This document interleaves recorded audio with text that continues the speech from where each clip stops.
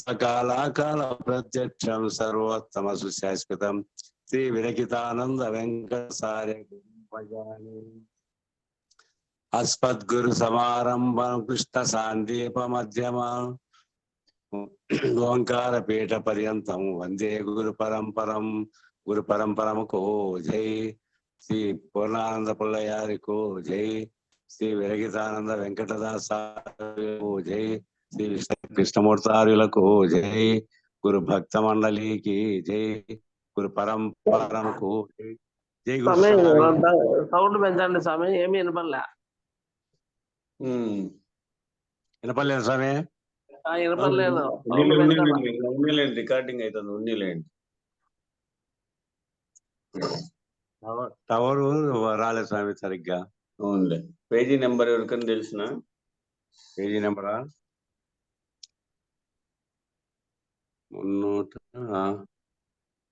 306 కాదు స్వామి.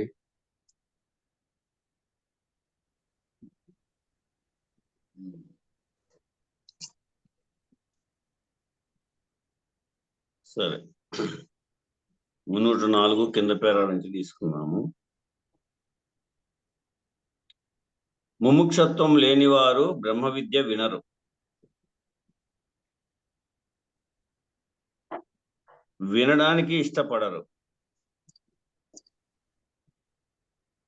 ఎట్లా అంటే, రామలింగడి పిల్లి ఒకసారి మూతి కాలిందని చల్లని పాలు కూడా త్రాగటం మానివేసినట్లుగా అయిపోయింది స్వామి. ఇది అయిపోయిందిలే, కింద నుంచి వచ్చినాంలే అట్లా. సరే స్వామి. రామలింగడి పిల్లి ఒకసారి మూతి కాలిందని చల్లని పాలు కూడా త్రాగటం మానివేసినట్టుగా ఇలా ఉండవచ్చు వాళ్ళు. అది నిజమైన వైరాగ్యం కాదు. మోక్షం కోసం ఈ 3 చేయాలి గాని మోక్షేక్ష లేకుండా ఈ 3 చేసి ప్రయోజనం లేదు. కనుక తీవ్ర మోక్షేక్ష కూడా ఉండాలి. పాలు తాగని పిల్లికి వైరాగ్యం ఉందా?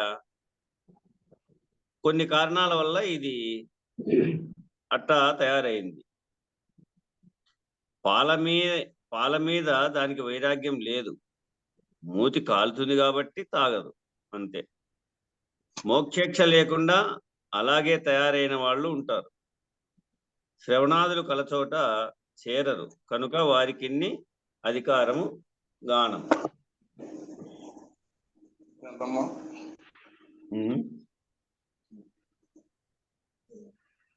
ఇదనగా మీట్ చేస్తే ఇక్కడ సౌండ్ అక్కడ వినపడకుండా ఉంటుంది కదా. మీట్ చేస్తే ఇక్కడ సౌండ్ అక్కడ వినపడకుండా ఉంటుంది. ఇది అట్లా కాలే. మీట్ చేస్తే మాట్లాడతావు.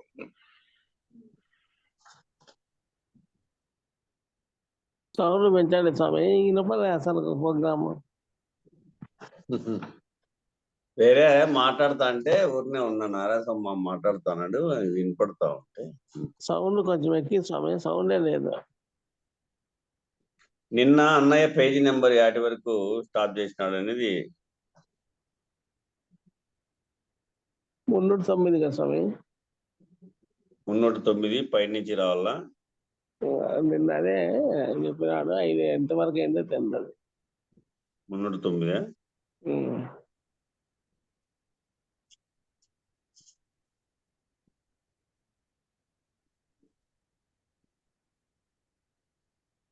నిరీక్షణ, మనశ్శాంతి,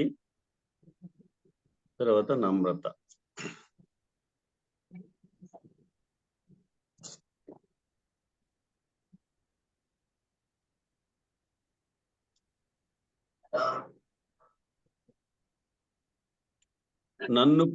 నన్ను పొందుటకు ద్వాదశ మార్గములు అంటే మెహర్ బాబా వాక్యం నుంచి తీసుకుందాం. ద్వాదశ అంటే 12 మార్గాలు. 12 మార్గాలు అన్నప్పటికీ ఈ 12లో ఏ ఒక్కటైనా ఆచరించవచ్చు. అన్ని మార్గాలు అక్కడికే దారితీస్తాయి.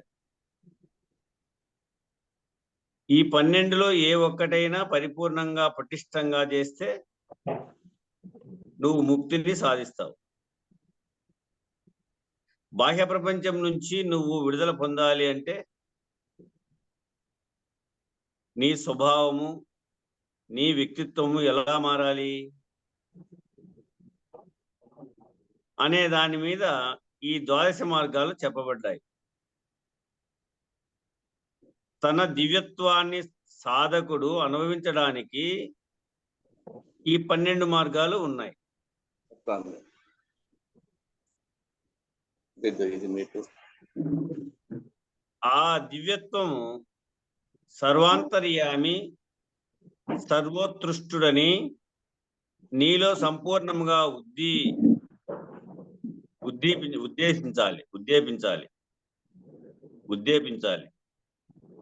ఉద్దీపన అంటే దీపన అంటే అవిద్య ప్రకాశం నుండి, అంటే అజ్ఞానం చేత అవిద్య ప్రకాశం నుంచి, మాయా ప్రకాశం నుండి, ఈ మాయా ప్రకాశం నుంచి విడుదలవుతూ స్వయం ప్రకాశానికి పెరుగుట, అది జీవభావము. ఆ జీవభావం నుంచి బ్రహ్మభావం మధ్యలో దివ్య అహము అనేది ఉంది. ఈ జీవభావానికి బ్రహ్మభావమునకు మధ్యలో దివ్య అహము అనేది ఉంది. దైవత్వముగా ఉండే అహంకారము, దాన్ని దివ్యత్వము అంటాం. పేజీ నెంబర్ స్వామి 308లో 3వ పేరాగా ఉంది చూడు. నన్ను పొందుట 12 మార్గము మెహర్ బాబా అని ఉంది. ఆ పేర అయిపోయింది ఇప్పుడు. అంటే జీవుడు నేరుగా బ్రహ్మజ్ఞానం పొందటానికి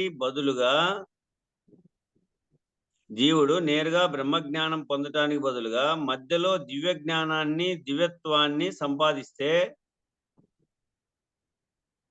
అప్పుడు ఆ బ్రహ్మజ్ఞానం వంటబట్టి నీకు అనుభవం వస్తుంది. సాధన చేత దివ్యత్వం వస్తుంది. బ్రహ్మజ్ఞానము ఏ సాధన లేకుండానే రావాల. బ్రహ్మజ్ఞానము ఏ సాధన కూడా లేకుండానే రావాలి. ఎందుకంటే అది సాధించుకుంటే వచ్చే సాధ్య వస్తువు కాదు. అది సాధించుకుంటే వచ్చే సాధ్య వస్తువు అయితే కాదు, అది సిద్ధ వస్తువు.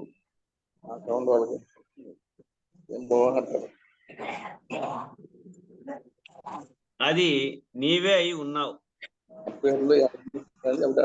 అందుకోసం జీవోహం నుంచి బ్రహ్మోహం అవ్వాలంటే, నీవు జీవోహం నుంచి బ్రహ్మోహం అవ్వాలంటే మధ్యలో ఒక స్థితి ఉంది. అరవిందుల వారు దివ్యజ్ఞాన సమాజం పెట్టి, అరవిందులు అనేటువంటి వారు దివ్యజ్ఞాన సమాజం అనేటువంటిది పెట్టి దివ్య జీవనం గురించి మనకి చెప్పారు. దివ్యత్వంలోనే ఈ ప్రపంచంలో ఆనందముగా జీవించే అవకాశం ఉందని చెప్పారు. అదొక సిద్ధాంతం. సైలెంట్ గా ఉండండి. అదొక సిద్ధాంతం. దివ్యత్వం వరకు వచ్చిన వారు మోక్షం సాధించకుండా ఉంటారా? అంటే వ్యాధి బాధ లేకుండా పూర్ణాయుష్తోటి, సత్వగుణంతో, ఎవరితో ఏ తగాదా లేకుండా ఆనందంతో గడిచేటటువంటి ఒక స్థితిని దివ్యాహంగా ఆయన చెప్పారు. ఈ దివ్యత్వం అనేది ఈ అరవింద స్వామి ఏర్పాటు చేసినటువంటి దాంట్లో ఏం చెప్పారు అంటే, వ్యాధి బాధ లేకోకుండా పూర్ణాయుష్తోటి, సత్వగుణంతో, సాత్విక గుణంతో, ఎవరితో ఏ తగాదా లేకుండా ఆనందంతో గడిచేటటువంటి ఒక స్థితిని దివ్యాహంగా ఆయన చెప్పినాడు. అక్కడి దాకా వచ్చిన వారు మోక్షానికి కూడా వెళ్ళవచ్చు. ఆ స్థితి పొందిటి ఆ తీరిగా ఉంటే అక్కడ దాకా వచ్చినటువంటి వారైతే మోక్షానికి కూడా వెళ్ళవచ్చు. ముందుగా ఈ దివ్యత్వాన్ని సంపాదించాలి. అప్పుడే స్వామి నువ్వు సంపూర్ణంగా ఆనందంగా జీవించాల అని ఉండే శక్తి నీ దగ్గర ఉన్నా గాని నీ పక్కలో ఉండేవాడు నీ ఇల్లు పిక్కుంటే అంటే నువ్వు ఆడుంటావు, ఆడ నిలబెట్టుకుంటావా? నిలబెట్టుకోవాలి. అందుకే అంటి అంట చెప్పిండేది. తామర పువ్వు వలె చింతపండు బొబ్బరి అంటనట్లు దాంట్లోనే ఉంది, అంటి అంటగా ఉండమని చెప్పిండేది. అందుకే ఇంకా ముందు ముందు రాత్రి జరిగేటువంటి దాంట్లో వస్తుంది అంటి అంటని లక్షణము. ఇవన్నీ ఉదాహరణలు. ఇప్పుడు కుమ్మరి పురుగు బురదలోనే ఉంది అంటదు, అట్ట ఉండు వాటిలోనే ఉండి అంటి అంటకుండా. మనల్ని చూస్తే వాళ్ళకేం కనపడం. మనల్ని వాళ్ళు చూశారనుకో వాళ్ళకి మనం కనపడము. ఇట్లున్నారు, ఇది ఇట్లా అని బాహ్యంగానే ఉన్నట్లుగా వాళ్ళకి తోస్తూ ఉంటుంది.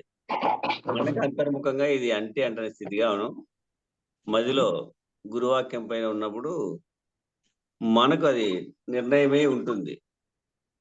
మనం చేసేటువంటి చేష్టలు, మనం చేసేటువంటి వ్యవహారాలు చూస్తే వాళ్ళకు మాతో పాటు వ్యవహారాల్లో ఉన్నారు, మాతో పాటు ఉన్నారు.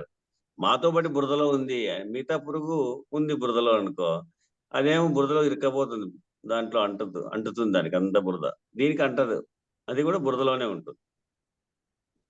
అట్లా అంటి అంటని లక్షణంగా వాటిలో అందరి యందు ఉండి, రాజయోగం అంటారు దీన్ని, రాజయోగంలో ఉండి సాధించగలగల అని. వస్తారు, తోస్తుంది, తగులుతుంది, అట్లా కాదు ఇట్లా అని చెప్పుకోగలుగుతాము. లేకపోతే పై మీద బట్టలు కూడా ఉన్నీరు అంటాడు గురువు గారు. కళ్ళకట్లు వీక్కోనీరు అనేవాళ్ళు. కళ్ళకట్లు వీక్కోనీడు గురువు అంటే కళ్ళకట్లు వీక్కుంటే దావబడిపోతుంది, పంట నాశనం అయిపోతుంది. మరి అట్లా పై మీద బట్టలు కూడా వీక్కపోతారా ఊరినే ఉంటేను? ఒకేటి కొడితే రెండేటి కొట్టాలా అంటాడు. అక్కడి దాకా వచ్చిన వారు మోక్షానికి కూడా వెళ్ళవచ్చు. ముందుగా ఈ దివ్యత్వాన్ని సంపాదించాలి. అప్పుడే సర్వాంతర్యామిత్వం, సర్వోత్కృష్టం, సంపూర్ణంగా మనలో ఉద్దీపనమయ్యేటువంటి అవకాశం కలుగుతుంది. ఇక్కడి నుంచి ఈ 12 ద్వాదశ మార్గాలు ఏమో చెప్తున్నాడు. 1వ మార్గము నిరీక్షణ,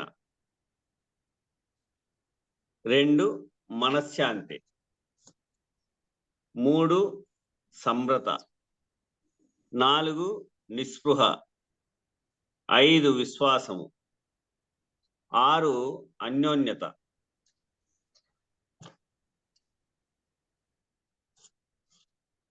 7 ప్రేమతో సాధన, 8 నిస్వార్థ సేవ, 9 పరిత్యాగము, 10 విధేయత, 11 శరణాగతి, 12 ప్రేమ. ఈ 12 దాటుకోవాలా అనుకో. ఇప్పుడు ద్వాదశి మార్గాలు ఇవి. ఈ ద్వాదశ అంటే 12 మార్గాలు. ఈ 12 మార్గాలు అన్నప్పటికీ ఈ 12లో ఏ ఒక్కటైనా ఆచరించవచ్చు అంటున్నాడు. ఇప్పుడు 1 నిరీక్షణ. సహారా ఎడారి ఎండలో పెక్కు దినములు పడి ఉండి, ఒక సహారా ఎడారి ఎండలో పెక్కు దినములు పడి ఉండి జలము కొరకు నిరీక్షించువారు ఎట్లు ప్రాధేయపడుదురో అట్లే నాతో ఐక్యము కోరువారు ప్రాధేయత తృష్ణ అనుభవించవలెను. ఇప్పుడు ప్రయాణం ఎక్కడైనా చేసేటువంటి వాళ్ళు ఎడారిలో ఉండిపోయినారు అనుకోండి. ఎడారిలో ఎండలో ఎక్కువ రోజులు ఉండిపోయినప్పుడు అక్కడ నీళ్లు దొరకలే వాళ్ళకు. ఎడారిలో నీళ్లు ఉండవు, నీళ్లు దొరకలే. ఆ నీళ్ల కోసం తప్పికొని పలువురిని ప్రాధేయపడతా ఉన్నారు. ఎక్కడైనా నీళ్లున్నాయా, ఎక్కడైనా నీళ్లున్నాయా, దగ్గరలో నీళ్లున్నాయా అని ప్రాధేయపడతా ఉన్నారు. ఎంత తీవ్రత ఉన్నా చూడు, ఎంత దప్పికతో ఎంత తీవ్రత పడతా ఉన్నారో వాళ్ళు. ఆ తృష్ణానుభవం అంటే ఆ దప్పిక అనేటువంటి అనుభవం ఎట్లా ఉందో వాళ్ళకు ఆ విధంగా నాతో ఐక్యం కోరువారు ఈ ప్రాధేయతలో ఉంటారా? నాతో అంటే గురువు గారు అంటున్నారు అన్నట్టు. నేను అంటే ఆ అఖండ గురు స్వరూపం. ఆ గురు స్వరూపంతో మీరు ఐక్యంగా ఉన్నారా? ఈ నిరీక్షణ అంటే ఉదాహరణ చెప్పారు. నిరీక్షణ అంటే ఏమి? ఉదాహరణ చెప్పారు. సహారా ఎడారిలో ఎండలో ప్రయాణం చేస్తూ దప్పిక అయినటువంటి తర్వాత, ఆ దప్పిక అయిన తర్వాత కూడా నీళ్లు ఎక్కడా దొరక్కపోతే నీటి కోసం నీవు ఎంత తపన పడతావో, ఎంత తృష్ణ కలుగుతుందో, అంతటి తృష్ణ నీకు భగవంతుని మీద కలగాలి. ఎక్కడ జలం దొరుకుతుందా అని దప్పికతో తహతహలాడుతూ ఎదురు చూస్తూ ఉంటామో, అలాగే భగవంతుని దర్శనం కోసము అంతగా తహతహలాడుతూ ఎదురు చూడడమే నిరీక్షణ.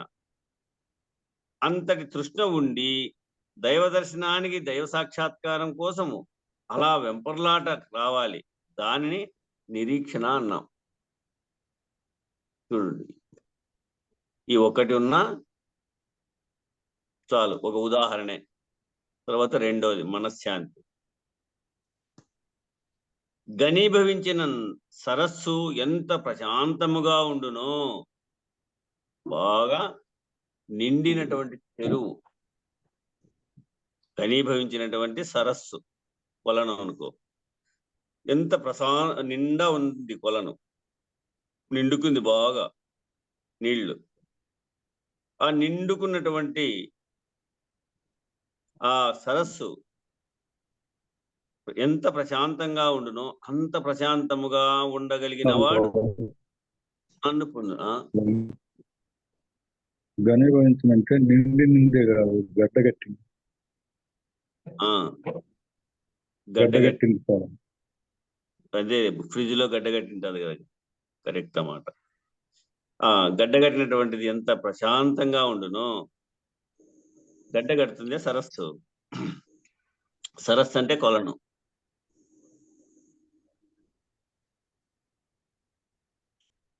ఆ ఘనీభవించినటువంటి సరస్సు ఎంత ప్రశాంతంగా ఉండునో అంత ప్రశాంతంగా ఉండగలిగిన వాడు నన్ను పొందును. నన్ను అంటే పరమాత్మని. ఇప్పుడు నన్ను అన్య, నాతో అన్య, గుర్తించాల్సింది పరమాత్మనే. పరమాత్మని చెప్పిన వాడు అవతార పురుషుడు. మెహర్ బాబా చెప్పినటువంటి వాక్యాలు ఇవి. చెప్పినటువంటి వాడు అవతార పురుషుడు. పరమాత్మే శరీరం ధరించి వచ్చాడు. పరమాత్మే శరీరాన్ని ధరించి వచ్చాడు. నన్ను పొందటం అంటే పరమాత్మని పొందడమే. నన్ను పొందడం అంటే ఏమి? పరమాత్మను పొందడమే. కృష్ణ పరమాత్మ కూడా నన్ను పొందు అన్నాడు. నన్ను అంటే కృష్ణుడిని పొందమని కాదు, పరమాత్మని పొందమని. అందరి యందు ఉండి నడుస్తా ఉందే ఆ అఖండ గురు పరమాత్మని పొందమని. నన్ను అంటే బాబాని పొందమని కాదు. బాబా పరమాత్మ కనుక పరమాత్మ జ్ఞానం కలగాలి. దానినే పొందటం అంటారు. పొందటం అనే మాట ఎందుకు వాడాలంటే, పొందటం అనేటువంటి మాట ఎందుకు వాడారంటే, దివ్యత్వానికి మన ప్రయాణము బ్రహ్మత్వానికి కాదు. మన ప్రయాణము దివ్యత్వానికి, బ్రహ్మత్వానికి కాదు. ఈ సాధన తప్పనిసరిగా జరగాలి. ఈ సాధన చేసినప్పుడు లోకంలో అటువంటి వాడు ఉంటే, ఈ సాధన చేసినప్పుడు లోకంలో అటువంటి వాడు ఉంటే వ్యవహారంలో ఆయన దేవుడండి అంటారు. ఈ లోకంలో అటువంటి వారికైనా తోస్తే కనబడితే వ్యవహారంలో ఆయన దేవుడండి అంటారు. బాహ్య వ్యవహారంలో కూడా ఆయన దైవలక్షణాలు కలిగినటువంటి వాడండి, దేవుడండి అని. మోసం చేసిన వారికి కూడా అప్పులు ఇస్తాడు. అప్పు తీర్చని వాడికి కూడా మళ్ళీ ఇస్తాడు. అప్పులే కాదు, దాన ధర్మాలు కూడా చేస్తాడు మా గురువు లాంటి వారు. అప్పు తీర్చిన వానికి ఇస్తాడు, మోసం చేసినటువంటి వారికి కూడా ఇస్తాడు. అప్పులే కాదు, దాన ధర్మాలు చేస్తాడు. అటువంటి వారి చేతికి ఎముక లేదని అంటారు. అది ఎముకలేం చేయండి అని కూడా అంటారు. తప్పు చేసిన వాడిని శిక్షించకుండా ఉండేవాడిని దేవుడు అంటాం అన్నమాట.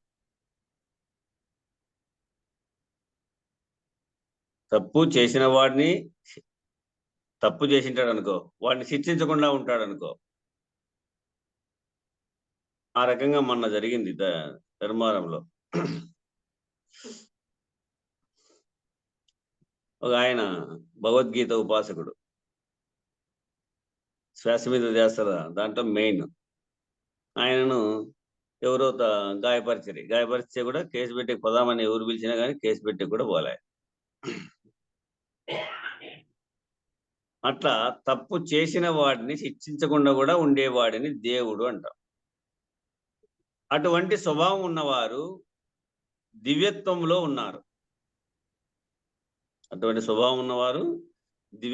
ఉన్నారు. ఆ స్వభావమే దివ్యత్వం. మనశ్శాంతికి ఘనీభవించినటువంటి సరస్సు అని చెప్పారు. నువ్వు మనశ్శాంతి ఎట్లా ఉండాలంటే ఘనీభవించినటువంటి సరస్సు మాదిరి కదలిక మెదలిక లేకోకుండా ఎట్లయితే ఉందో అట్లా ఉండాలా అని. నిశ్చలంగా ఉన్న సరస్సులో ఒక రాయి వేస్తే అది నిశ్చలంగా ఉంది, కదలకుండా మెదలకుండా ఉంది, నిండుకొని ఉంది ఆ సరస్సు. ఒక రాయి వేస్తే తరంగాలు వచ్చి ఎప్పటికో గాని ఆగవుగా. నిర్మలంగా ఉన్నటువంటి ఆ సరస్సులోకి ఒక రాయి గిన వేస్తే తరంగాలు వచ్చి ఎప్పటికో గాని అవి ఇంకా ఆగవు, కదులుతానే ఉంటాయి. అలా చూస్తూ ఉంటే కాసేపటికి అవే ఆగిపోతాయి. ఒక చిన్న కర్ర పట్టుకొని ఆగు అని తరంగాన్ని కొడితే ఆ తరంగాలు పెరుగుతాయే గాని ఆ నీళ్లు ఇంకా కదులుతాయే తప్ప నిశ్చల స్థితి రాదు. శాంతంగా దానిని చూసి ఏమీ అనకుండా ఉంటే, అనుకోకుండా ఉంటే అది నిశ్చల స్థితికి వస్తుంది. సారేకి వీధిలో పోరాడే వారిని వారు మావారు వీరు మీవారు అని అనిమిషుడు తానన్నాడు అనుకోడు అంటాడు ఒక చోట కందార్థంలో. అట్లా ఏది నాదిగా భావించద్దు, ఏది కానిదిగా భావించద్దు అని. అంటే రాగద్వేషాలలో ఉండేటువంటి స్థితిని పొందమని. నీకు రాగము ద్వేషము రెండు వదులుకోవాలి. ఇది శాంతంగా దాన్ని చూసి ఏమీ అనకుండా ఉంటే అది నిశ్చల స్థితికి వస్తుంది అన్నమాట. నీ మనసు నిశ్చలం కావాలంటే నీ మనసుని అటు ఇటు పోనివ్వకుండా తీవ్రమైన సాధన చేయాలి. ఆ రాళ్ళు పడుకోకుండా చూసుకోవాలి. ఒక రాయి పడిందంటే కదలికలు ఎంతసేపు వస్తాయి. పోనీ ఆ రాయి పడింది కదిలింది అంటే కట్టి పట్టుకొని కదలద్దు అంటే ఉంటుందా? ఇంకా చలరేగు. అవతల కోపం వచ్చినటువంటి వ్యక్తి మీద మళ్ళా తిరిగి మనం కోపిరెచ్చుకుంటే ఇంకా కోపిష్ఠుడైతాడు బాహ్యంలో.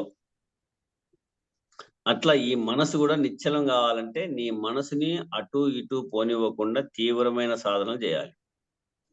ఊరక ఉండడం. మెహర్ బాబా చెప్పినట్టు అదే రమణ మహర్షి అన్నాడు, ఊరక ఉండడం అన్నాడు రమణ మహర్షి. ఊరక ఉంటే మనసు నిశ్చలం అవుతుంది.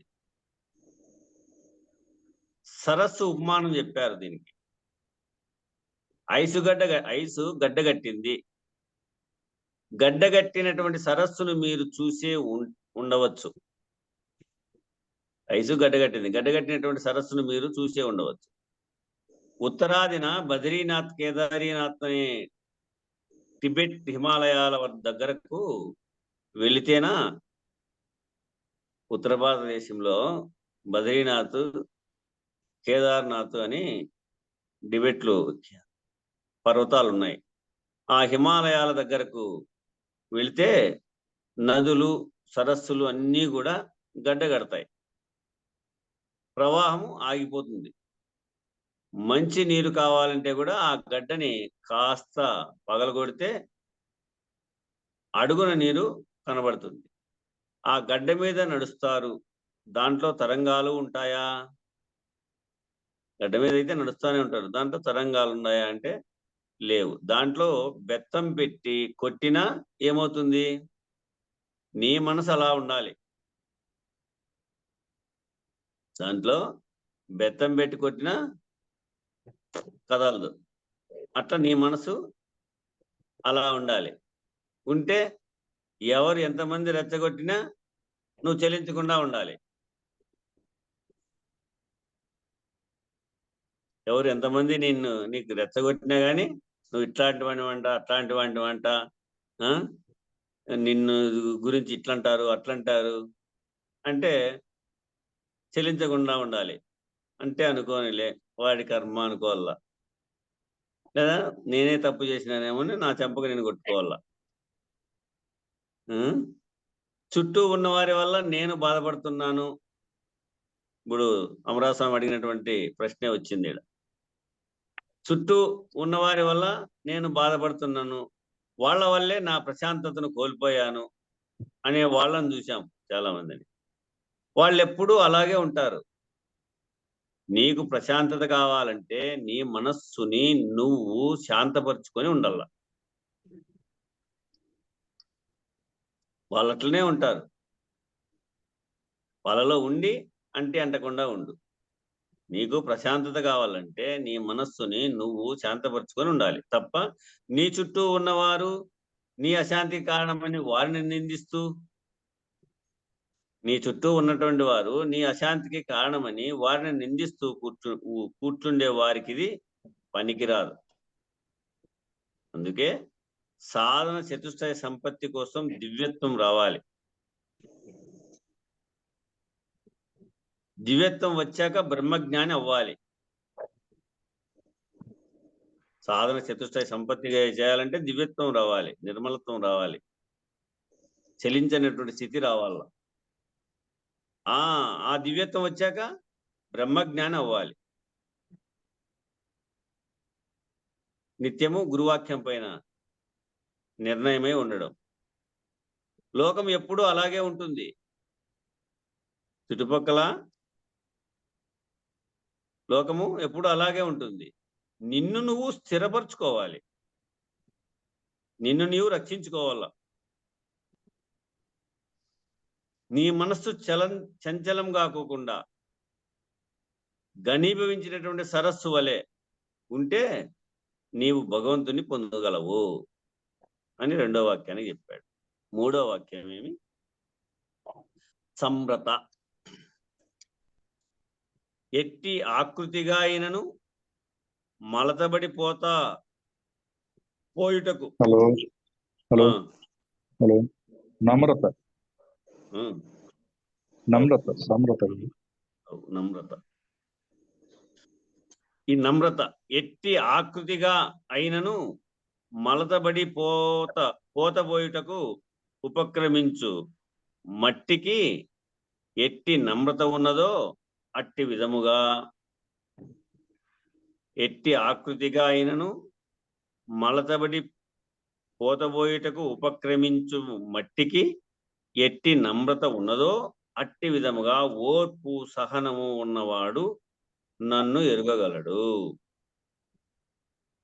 నువ్వు ఏ దానికన్నా పోతపోయి ఎట్లన్నా మలుచుకో, దాన్ని ఎట్లన్నా తిప్పేసుకో. ఆ మట్టి ఏమన్నా నన్ను ఇట్లా చేస్తున్నారు అట్లా చేస్తున్నారు, నేను ఈ పోతలో పోను, ఈ పోతలో అయితేనే పోతానంటే నువ్వు ఎట్టి ఆకృతిగా అయినా తయారు చేసుకోదాన్ని. ఆ మట్టిని తొండంగా అన్న పెట్టుకో, చెవుగా అన్న పెట్టుకో, ముక్కుగా అన్న పెట్టుకో, చేతులుగా అన్న పెట్టుకో, కాళ్ళగా అన్న పెట్టుకో, ఈ నీ అవయవంలో ఏ రకమైనటువంటి ఆకారాన్ని తయారు చేసుకో, అదేమైనా చెలిస్తా ఉందా? మట్టికి ఎట్టి నమ్రత ఉందో, ఓపిక ఓర్పు ఉందో, అట్టి విధముగా ఓర్పు సహనం ఉన్నవాడు నన్ను ఎరుగగలడు అంటున్నాడు భగవంతుడు. నమ్రత అంటే వినయము, విధేయత. నమ్రత అంటే వినయము, విధేయత. పెద్దల దగ్గర వినయ విధేయతలు ఉండాల. బొమ్మలు తయారు చేసే వాడి చేతికి మట్టి తనని తాను సమర్పించుకుంటుంది. ఇంతైనా తీసుకోవచ్చు, ఏ మట్టి అయినా తీసుకోవచ్చు. ఆ మట్టి ఆ బొమ్మ చేసేవాడి చేతిలో ఏ ఆకారం కావాలంటే ఆ ఆకారం చేయడానికి సహకరిస్తుంది. ఆ మట్టి ఆ బొమ్మలు చేసేవాడి చేతిలో వాడు ఏ ఆకారాన్నా తిప్పుకొని, ఏ ఆకారంగా చేసుకొని, అది కొండగా చేసుకొని, మూగటిగా చేసుకొని, ఇంకో పూజగా చేసుకొని, ఏదైనా చేసుకొని, ఆ బొమ్మ చేసేవాడి చేతిలో ఏ ఆకారం కావాలంటే ఆ ఆకారం చేయడానికి సహకరిస్తుంది. జిగురు మట్టి గాని, ఇసుక పాళ్ళు ఎక్కువైనటువంటి మట్టి గాని సహకరించదు. జిగురుగా ఉండేటువంటి మట్టి, ఇసుక ఎక్కువగా ఉంటుంది, ఇసుక పాళ్ళు ఎక్కువగా ఉండేది విడిగిపోతుంది, అది సహకరించదు. బంకమట్టిలో పగుళ్ళు వస్తాయి, ఆ జిగురుండేటువంటి. ఇసుక మట్టి విచ్చిపోతూ ఉంటుంది. ఆ రెండు సరి అయినటువంటి నిష్పత్తిలో ఉండాలి. అవి రెండు సమపాళ్ళుగా ఉండాలి. అంటే తగు పాళ్ళలో ఇసుక, తగు పాలలో జిగురు, తగు పాలలో నీళ్లు ఉంటే అటువంటి మట్టితో వినాయకుడినే చేస్తాడు, శివలింగాన్నే చేస్తాడు, లక్ష్మీదేవినే చేస్తాడు, ఆయన ఇష్టం. ఆ మట్టి ఆ బొమ్మలు చేసేవాడికి తన్ను తాను సమర్పించుకొని నీ ఇష్టం వచ్చినట్టు మలుచుకో అంటే ఆ మట్టి ఏ బొమ్మ కావాలంటే ఆ బొమ్మను చేసుకుంటాడు, ఆయన చేతిలో పెట్టేస్తాడు, అంతే. అదే తన ఇష్టం. అలా నిన్ను నువ్వు నీ గురువుకో ఇష్టదైవానికో అర్పణ చేసుకొని నిన్ను ఆయన ఎలా మలుచుకుంటాడో ఆయన ఇష్టానికి వదిలేసి, నీ ఇష్టం అనేది కొంచెం లేకుండా, చూడండి, నీ ఇష్టం అనేది కొంచెం కూడా లేకుండా ఉండాలి. ఎట్లా అంటే పిల్లి తన పిల్లను నోట గరుచుకొని స్థానం మారుస్తూ ఉంటుంది. లక్ష్మీదేవమ్మ, కొల్లి లక్ష్మీదేవమ్మ, మీటు పెట్టుకోమా.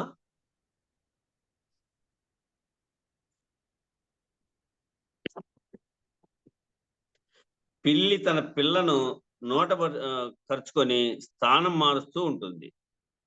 పిల్లి పిల్లని ఎలా పట్టుకుంటుంది? గట్టిగా పట్టుకుంటే కాట్లు పడి పిల్లకు గాయమవుతుంది, మెల్లిగా పట్టుకుంటే జారిపోతుంది. ఎలా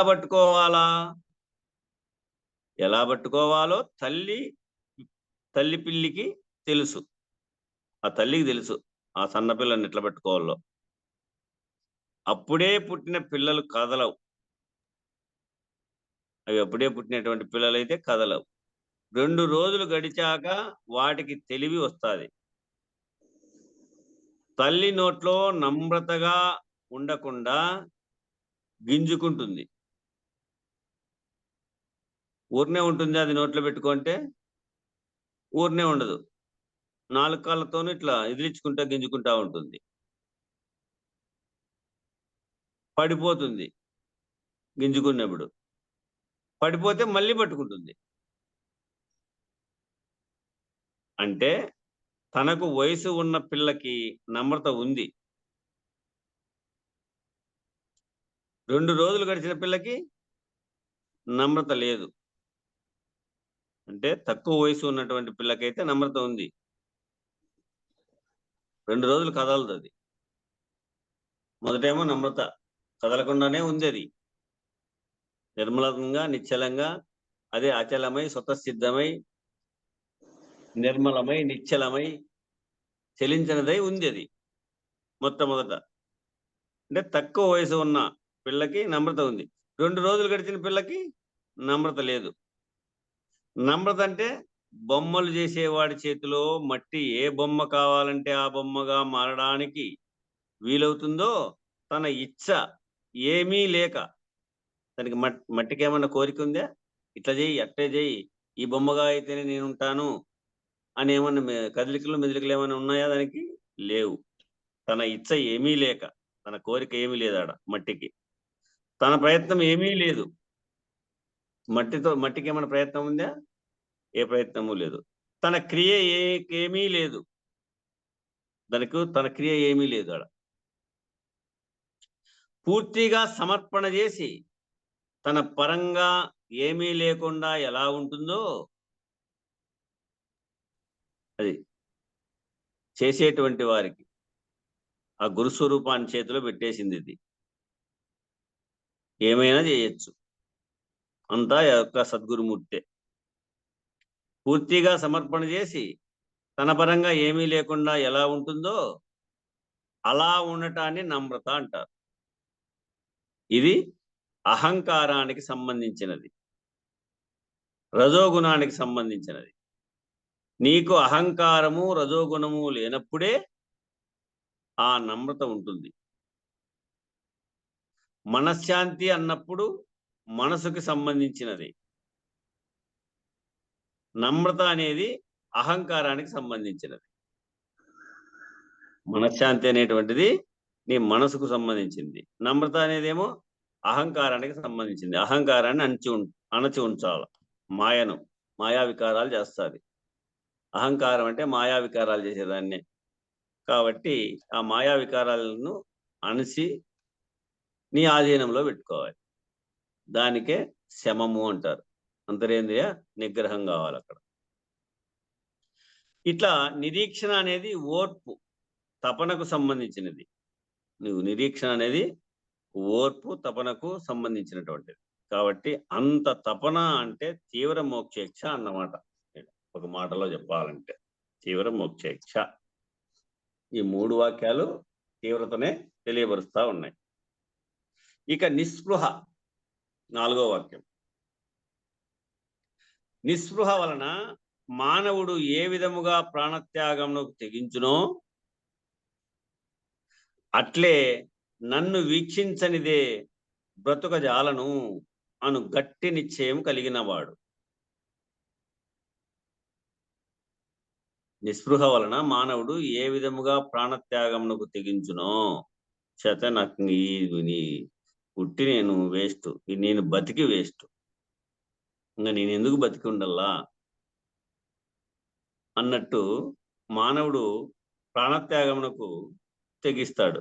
అట్లే నన్ను వీక్షించనిదే బ్రతుకజాలను అను గట్టి నిశ్చయం కలిగిన వాడు ఆ సమయమున నన్ను కాంచగలడు.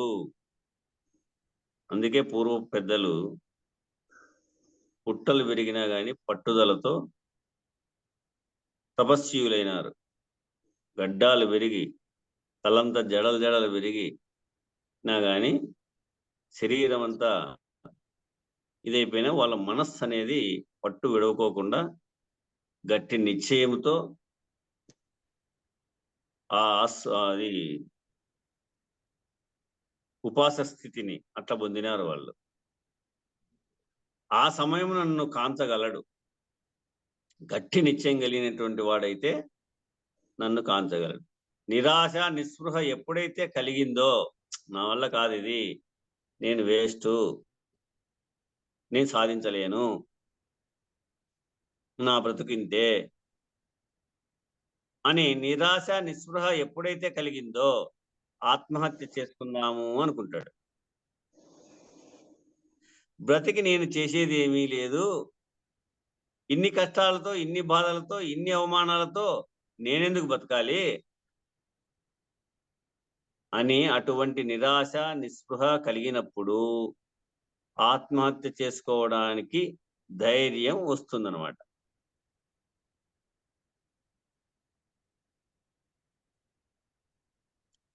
ఆత్మహత్య చేసుకోవడానికి ధైర్యం వస్తుంది. అంతటి నిస్పృహ లేనప్పుడు కొంచెం కోపం వచ్చి అలిగి ఆత్మహత్య చేసుకుందామని వెళ్ళి భయం వేసి తిరిగి వెనుకకు వస్తాడు.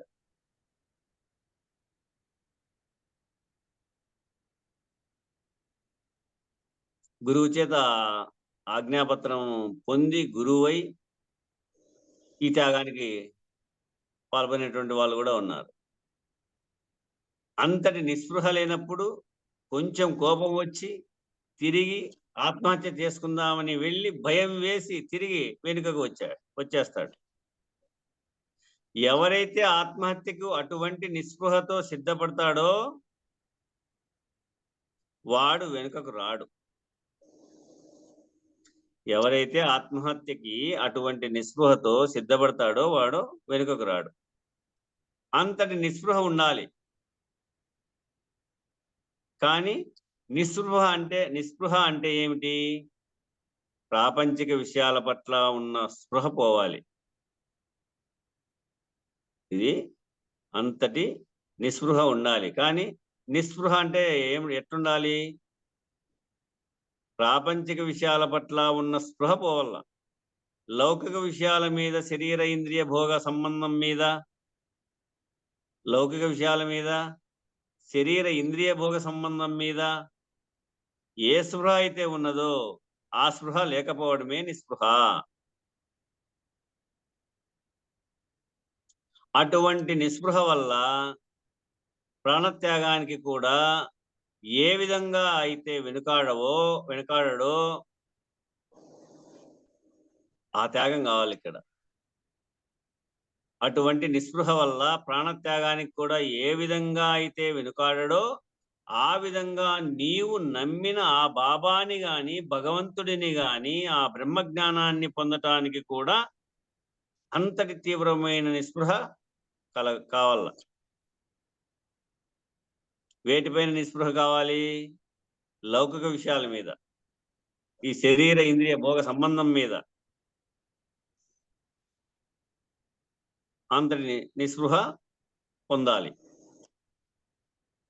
ఆ బ్రహ్మ జ్ఞానాన్ని పొందడానికి కూడా అంతటిని తీవ్రమైన నిస్పృహ కావాలి. అట్లా ఉన్నప్పుడు తప్పకుండా జరుగుతుంది. ఇప్పుడు చెప్పినటువంటి 4 మార్గాలలో ఏ ఒక్క మార్గం ఉన్నా చాలు. 4 కూడా అవసరం లేదు. ఒక మార్గమైనా సరే, అన్నీ ఆయన ఉపాసనే అంతే గట్టిగా. ఇక విశ్వాసము వాటికే వస్తాయి. విశ్వాసం ఉంచాలి. పగలను రాత్రి అని చెప్పిన గురువాక్యం ఎట్టి సందేహము లేక విశ్వసించిన కళ్యాణుని వలె విశ్వసించిన వాడు నన్ను తెలుసుకోగలడు. గురువుగారు ఇది రాత్రి కాదు పగులు అని చెప్పినా, ఇది పగులు కాదు రాత్రి అని చెప్పి పగులును రాత్రిగాను, రాత్రి పగులుగాను చెప్పినా కూడా అది గురువాక్యం కాబట్టి ఎట్టి సందేహము లేక విశ్వసించిన కళ్యాణుని వలె విశ్వసించిన వాడు నన్ను తెలుసుకోగలడు అంటున్నాడు. అది పంది కాదురా, నంది అని చెప్పినా కానీ వినాలంట. వాక్యం అది గురువాక్యము అనుకోవాలంట. అట్లా చెప్పడు కానీ అంత నమ్మిక, అంత విశ్వాసం ఉండాలి గురువాక్యం పైన. ఈ కళ్యాణ్ అనేటటువంటి వాడు అతను గురువు దగ్గరికి వెళ్ళాడు. కళ్యాణ్ అనేటువంటి వ్యక్తి గురువు దగ్గరికి వెళ్ళాడు. గురువు గారు పగలను చూసి ఇది రాత్రి అన్నారు. ఇప్పుడు గురువు గారు ఏదో అంతరార్థంతో చెప్తారు అనుకున్నాడు. ఇది రాత్రే అయి ఉండవచ్చు అనుకున్నాడు. ఆయన చెప్పిందే సత్యము అని నమ్మాడు. కళ్యాణ్ గారు గురువుగారు చెప్పినటువంటిదే సత్యము, ఏదో అంతరార్థానికి ఈ మాట అనింటాడు అని భావించినాడు. ఆయన చెప్పిందే సత్యమని నమ్మినాడు. కానీ గురువుగారు పగలు కాదు, గురువుగారు పగలు కదా ఇది, పగలను పట్టుకొని రాత్రి అంటారేమిటి, ఇది పగలే కదా అని రుజువు చేస్తాను చూడండి అన్నాడు అనుకోండి. తిరిగి నాకే నిజం తెలుసు, ఇప్పుడు నేను చెప్తున్నాను ఇది పగులే, ఇది పగులని నేను రుజువు చేస్తా చూడండి అని ఆ కళ్యాణ్ గారు అన్నారు అనుకోండి, ఆ శిష్యునికి గురువు మీద విశ్వాసం లేనట్లు. ఎందుకన్నాడో ఆ మాట ఆయన వివరణ చెప్పే వరకు కూడా ఓపిక ఉండాలా అని. అప్పటికి ఆ శిష్యునికి గురువు మీద విశ్వాసం లేనట్లు. కాబట్టి శిష్యుడు అట్లా అనకూడదు. కళ్యాణ్ అట్లా అనలేదు. గురువు దగ్గరికి చేరినటువంటి కళ్యాణ్ అట్లా అనలే, అట్లా అనడు కూడా. అనకపోవడమే కాదు, వెంటనే గురువాక్యమే నిజమని ఒప్పుకుంటాడు. అట్లా అనకపోవడమే కాదు, వెంటనే ఆ గురువాక్యాన్ని ఇది నిజము, ఇది అబద్ధం కాదు, దీంట్లో ఏదో అంతరార్థం ఉంది, నాకు అర్థం కాలేదేమో కానీ ఆ అంతరార్థాన్ని అయితే తిరిగి వివరంగా అడగచ్చు కానీ అది అట్లా నిజమని ఒప్పుకుంటాడు. గురువు నంది అంటే నంది, పంది అంటే పంది. ఇక్కడే వచ్చింది ఆ వాక్యం. గురువు నంది అంటే నంది, పంది అంటే పంది, అంతే అనాలి. అదేంటండి అనే మాట అనకూడదు. అదేంటండి నందిని పంది అంటున్నారు మీరు, పందిని నంది అంటున్నారే అని అనకూడదు. ఆయన కావాలని పరీక్ష పెట్టడానికి అంటాడు. అంతరార్థం ఉంటుంది, అంతరార్థం చెప్తా వినండి, దానికి అంతరార్థం ఉంటుంది. ఆయన అన్నాడంటే నోటి మాట నుంచి దానికి అంతరార్థం ఉంటుంది, ఆ అంతరార్థం చెప్తా వినండి. పగలను రాత్రి అని ఎందుకన్నాడు? రాత్రిపూట ఏం చేస్తారు? నిద్రపోతారు. నిద్రలో ఏం చేస్తారు? కలగంటారు. కల నిజమా అబద్ధమా? కల నిజమా అబద్ధమా? మరి ఈ పగలు అనే జాగ్రత్త అవస్థ కూడా కలే కదా. ఇవన్నీ కూడా కలలో తోచినవి ఎలాగో అలాగే. చూడండి, సూచనా మార్గానికి వచ్చా, పంచదశికి వచ్చా. ఇవన్నీ కూడా కలలో తోచినవి ఎలాగో అలాగే. ఇదంతా మాయా కల్పితము, ఇదంతా కూడా భ్రాంతి, అవిద్యా కల్పిత తాదాత్మ్యత. ఇదంతా కూడా అవిద్యా కల్పిత తాదాత్మ్యత చెంది ఉంది. అంతకు మించి ఏమన్నా ఉందా? చూడండి మీ అనుభవంలో గురువాక్యంతో. అంతకు మించి ఏమన్నా ఉందా? ఏమన్నా నిజమా? మన జాగ్రత్త అవస్థ కూడా హిరణ్య గర్భిణి కలే. మన జాగ్రత్త అవస్థ కూడా ఆ హిరణ్య గర్భిణి యొక్క కలే. నువ్వే ఆ హిరణ్య గర్భుడివి, నువ్వే ఆ హిరణ్య గర్భుడివి, నువ్వే ఆ బ్రహ్మవి. నీ కల్లో ఇవన్నీ ఉన్నాయి. సూచన జరిగింది చూడండి ఇక్కడ. నువ్వే ఆ బ్రహ్మవి, నీ కల్లో ఇవన్నీ ఉన్నాయి. నువ్వు మేల్కొంటే ఈ కళ అసత్యం.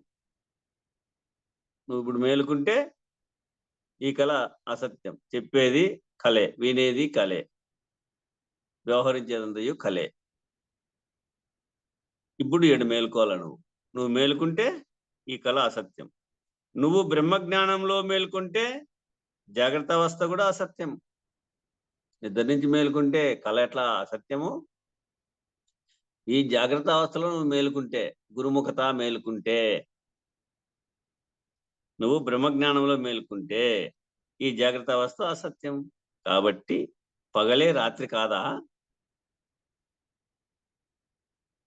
అంతే, ఇంక రెండు లేవీడ. అంతా ఏకకాలమే, అంతా కలకాలమే. కలకాలం.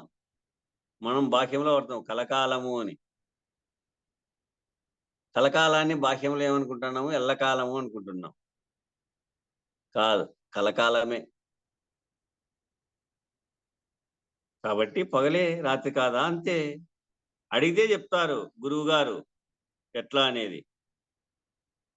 ఎట్లా స్వామి అది, నువ్వు పగలు రాత్రి అంటివి ఎట్లా అని అడిగితే గురువు గారు చెప్తారు. అంతటి దృఢ విశ్వాసం ఉండాలి గురువు గారి పట్ల. అంతటి దృఢ విశ్వాసం ఉండాలి గురువు గారి పట్ల. ఆయనకేమీ తెలియదు, మన లోకంలో ఉండడు. ఆయనకేమీ తెలియదు, ఆయన మన లోకంలో ఉండడు. మనకి తెలిసినట్లు ఆయనకి తెలియదు, ఎందుకంటే మనం ఎరుకలో ఉన్నాం కాబట్టి. ఆయన ఎరుకాతీతుడు కాబట్టి. మనమైతే ఎరుకలో ఉన్నాం కాబట్టి మనకు అన్నీ తెలుసు. మనకు తెలిసినంత ఆయనకు తెలియదు. ఆయన ఎరగని వాడై ఉన్నాడు. అందుకే మనం మేలుకొల్పాలి ఆయన్ను. మేలుకో శ్రీ పుల్లయార్య, మేలుకో శ్రీ పూజనీయ, మేలుకో శ్రీ అచల దేశిక, మేలుకోవయ్యా దేవా మేలుకో. సాంఖ్యమందున తెల్లవారెను, సాక్షి బుట్టెను తారకంబున, సర్వదిశల మనస్కమాయను సమయజేయుటకు, సరగునను బయలుండజూపుటకు. ఎందుకు మేలుకోమంటున్నావు చూసుకో. నేను సాంఖ్యమంతా విచారిస్తే తెల్లవారిపోయింది. సాక్షి పుట్టింది తారకంలో, నేనే సాక్షి స్వరూపుణ్ణి, నేను నిర్ణయమైంది తారకంలో. సాంఖ్యమందున తెల్లవారెను, సాక్షి బుట్టెను తారకంబున, సర్వదిశల మనస్కమాయను సమయజేయుటకు. నాకు ఇప్పుడు ఏం కావాలి గురుదేవా? సరగునను బయలుండజూపుటకు. అందుకు మేల్కొల్పుల్లా. ఆయన మన లోకంలో ఉండడు, ఆయనకేమీ తెలియదు. మనకు తెలిసినట్లు ఆయనకు తెలియదు. ఆయన అట్లాగే చెప్తారు, అక్కడక్కడ తిరగమంటారు. ఆయనకేమీ పని లేదు,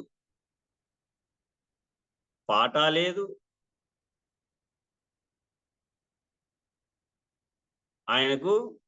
ఆయనకేమీ పని లేదు, పాట లేదు అని అనుకుంటారు. గురువాజ్ఞ అని అన్నీ ఆయన చెప్పినట్లు చేయాలి. గురువాజ్ఞ అని అన్నీ ఆయన చెప్పినట్లు చేయాలి. గురువాజ్ఞ మీరను లేడు, గడ్డపార మింగను లేడు అని కూడా అంటారు.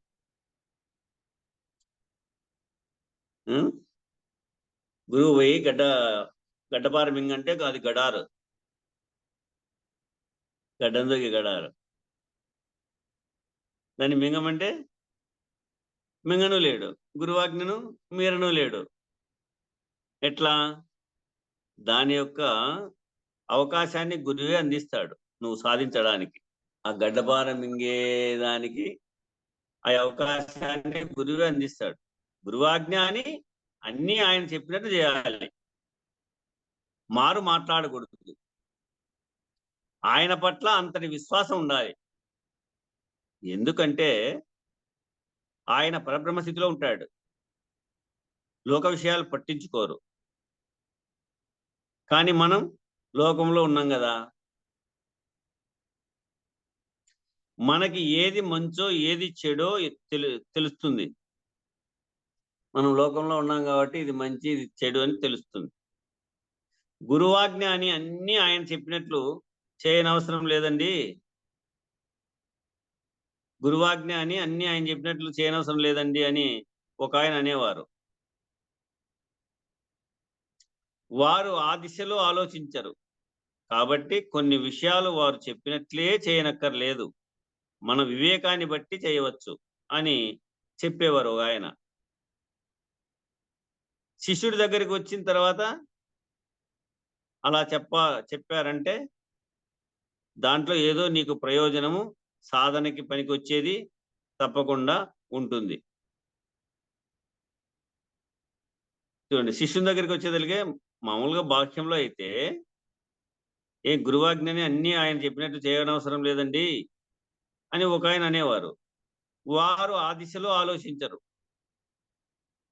కాబట్టి కొన్ని విషయాలు వారు చెప్పినట్లే చేయనక్కర్లేదు, మన వివేకాన్ని బట్టి చేయవచ్చు. అవి చెప్పేవారు ఆయన అని చెప్పేవారు ఆయన. కాబట్టి శిష్యుడి దగ్గరకు వచ్చిన తర్వాత గురువాజ్ఞను మీరకోకుండా గురువు చెప్పినట్లు వినాలా అనేటువంటి మాట ఇక్కడ వస్తా ఉంది. శిష్యుడి దగ్గరకు వచ్చిన తర్వాత అలా చెప్పారంటే దాంట్లో కూడా ఏదో నీకు ప్రయోజనం సాధనకి పనికొచ్చేటువంటి విషయము తప్పకుండా అక్కడ ఉంటుంది. ఇక 6 అన్యోన్యత. కాలం సరిపోయిందేమో, వీటికి కాలం సరిపోయింది. మంగళం చెప్పండి, రేపు 6 నుంచి విచారిద్దాం.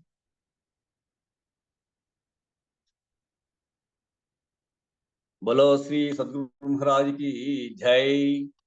జై శ్రీ వెంకటాంబ సమేత శ్రీ పూర్ణానంద పులయారులకు జై. జై శ్రీ ఇందుగల గురుభక్త మండలికి జై.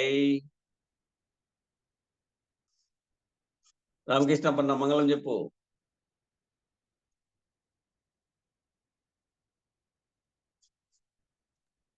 ఎక్కడ మంగళం శ్రీ గురుదేవాయ మహనీయ గుణాత్మనే సర్వలోక శరణ్యాయ సాధు రూపాయ మంగళం. ఓం శాంతి శాంతి శాంతికి. జై గురు సాబలో అందరికి జై గురు. అందరికీ జై గురు. జై గురు. జై గురుదేవ. జై గురు స్వామి. జై గురు మా అందరికి జై గురు మా. జై గురు స్వామి. జై గురు మా. జై గురు. జై గురు స్వామి. అన్నాడు ఉంటే అల్లమ్మ కొప్పట్లుందా.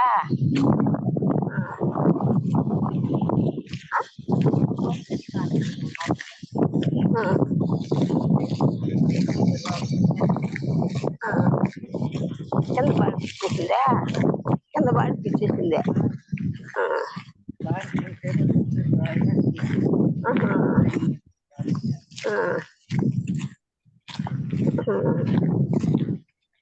జై గురు నాన్న.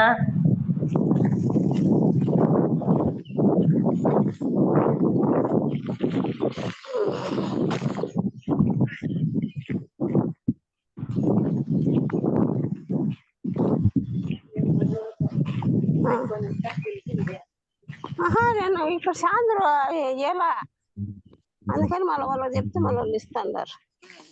ఏంది ఏంది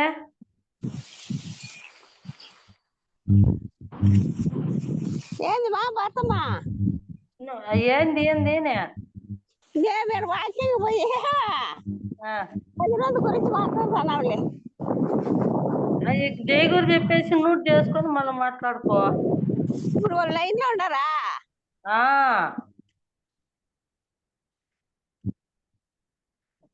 ఆఫ్ చేయలేదేమ్మా? ఆపు వాళ్ళే అవుతుందిలేమ్మా. చేయలేదు ఎవరు. వాళ్ళే చేస్తారు, అదే అయిపోతుంది.